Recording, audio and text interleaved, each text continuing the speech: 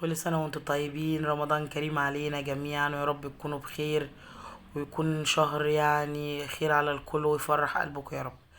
تعالوا بقول لكم على طريقة الفول التدميس يكون زي الزبدة في بقك كده.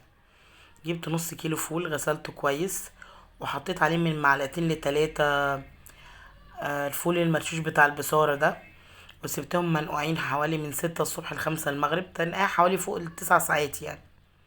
ليه؟ عشان القشرة بتاعته تطرى.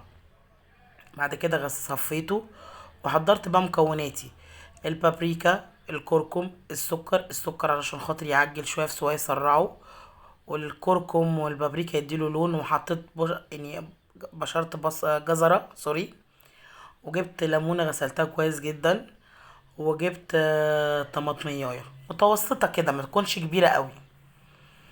بعد كده بجيب القدرة بتاعتي وبحط الفول بتاعي فيه، وببدأ ان انا احط الطماطمية بتاعتي بعد ما خرمتها بالسكينة، واحط الليمونة، وبعد كده احط الجزر المبشور.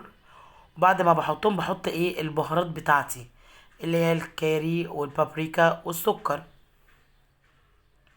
ادينا كده حطيناهم. هنفتح بقى مية السخان، تسيبها تسخن كده شوية، عقبال ما اخلص كل ده تكون سخنت، وابدا ان انا املى القدرة بتاعتي مية.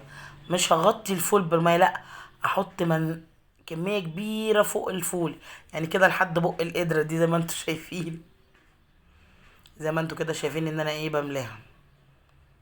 وطبعا انا هقلب بقى عشان كله يخش جوه بعضه، وبسيبه على النار، واقعد بقى ان انا اتابعه.